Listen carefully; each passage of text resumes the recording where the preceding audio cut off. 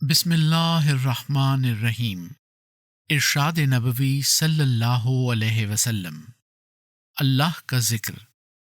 حضرت ابو درداء رضی اللہ عنہ کہتے ہیں کہ رسول اللہ صلی اللہ علیہ وسلم نے فرمایا، کیا میں تمہارے سب سے بہتر اور تمہارے رب کے نزدیک سب سے پاکیزہ اور سب سے بلند درجے والے عمل کی تمہیں خبر نہ دوں؟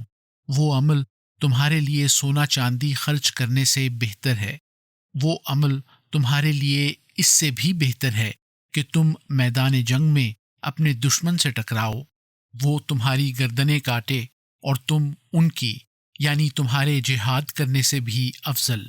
لوگوں نے کہا، جی ہاں، ضرور بتائیے۔